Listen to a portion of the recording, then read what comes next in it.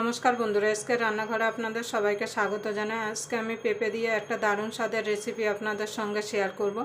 আপনারা তো পেঁপে অনেকভাবে রান্না করে খেয়েছেন, একবার আমার মতো করে এইভাবে একবার বাড়িতে বানিয়ে দেখুন। গরম ভাত কিংবা রুটির সঙ্গে খেতে কিন্তু অসাধারণ লাগবে। তার জন্য আমি এখানে একটা মিডিয়াম সাইজে পেঁপে এইভাবে ভালো করে ছুলে ধুয়ে আর এইভাবে গ্রেট করে নিয়েছি। আপনারা আমি গ্রেটারে গ্রেট করে নিয়েছি, আপনারা চাইলে এটাকে বটিতেও কুচি কুচি করে কেটে নিতে পারেন।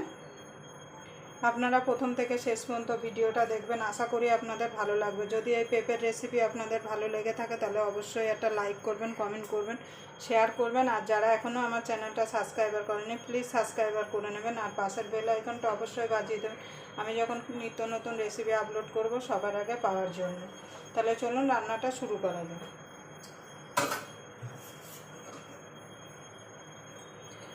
প্রথমে গ্যাস ধরিয়ে একটা কড়াই বসিয়ে দেব। দেখুন বন্ধুরা, কড়াইটা গরম হয়ে গেছে। আমি কড়াইতে তেল দিয়ে দিয়েছি। দিয়ে দেবো ফোড়নে, দিয়ে দেবো একটা তেজপাতা, দুটো শুকনো লঙ্কা আর গোটা জিরে।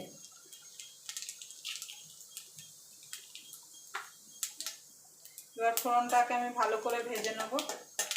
ফোড়ন থেকে যতক্ষণ একটা সুন্দর গন্ধ না বেরিয়ে আসছে।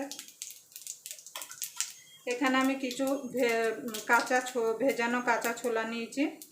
এবার গ্যাসটাকে একদম কমিয়ে ছোলাটাকে দিয়ে দেবো।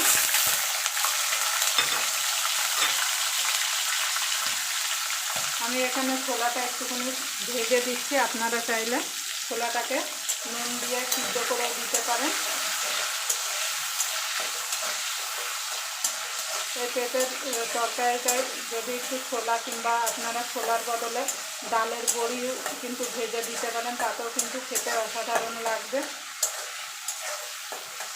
আমরা তো পেঁপের ডালনা, পেঁপের দম অনেক কিছু খেয়েছি, কিন্তু এইভাবে একবার আমার মতো করে বাড়িতে বানিয়ে দেখবেন।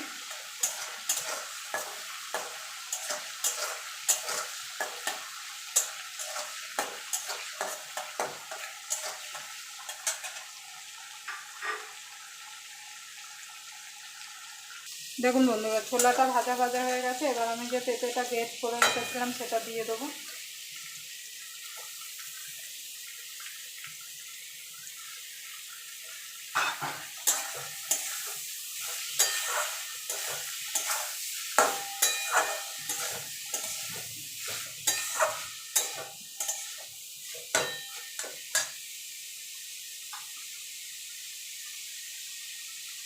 দিয়ে দেবো স্বাদ মতো লবণ। লবণটা দিলে কী হবে, পেঁপেটা থেকে জল বেরোবে, তাতে কিন্তু পেঁপেটা সিদ্ধ হয়ে যাবে। এখানে কিন্তু এক্সট্রা কোনো জল দেওয়ার প্রয়োজন নেই। দিয়ে দেবো স্বাদ মতো, দিয়ে দেবো সামান্য হলুদ।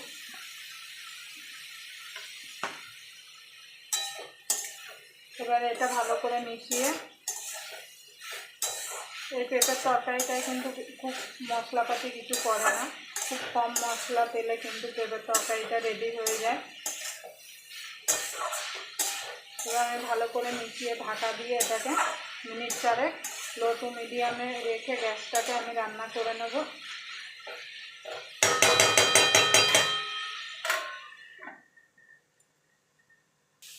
দেখুন বন্ধুরা কতটা কমে এসছে। এবার দিয়ে দেবো কাঁচা লঙ্কা। এখানে আমি 6-7টা কাঁচা লঙ্কা চিড়ে দিয়ে দিলাম। ঝালটা আপনাদের স্বাদ মতো দেবেন, যে যেমন ঝাল খেতে পছন্দ করেন।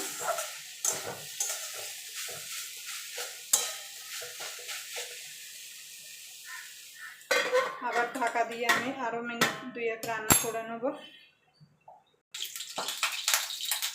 সামান্য একটুখানি চিনি দিয়ে দেবো, যেহেতু নিরামিষ তরকারি।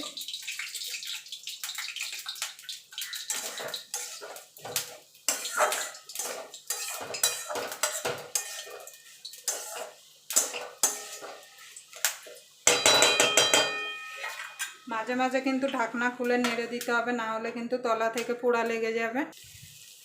দেখুন বন্ধুরা, এখানে আমার পেঁপের তরকারিটা হয়ে গেছে। এবার ভাজা জিরের গুঁড়োটা দিয়ে দেবো।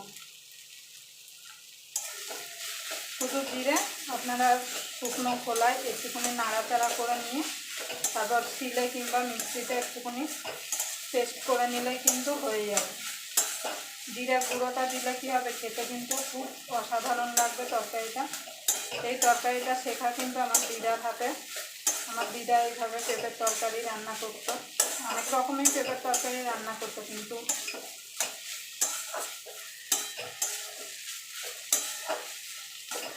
এবার আমি নামিয়ে দেবো। আবার আপনাদের সঙ্গে কোনো নতুন রেসিপি নিয়ে দেখা হবে। ততক্ষণ পর্যন্ত আপনারা ভালো থাকবেন, সুস্থ থাকবেন।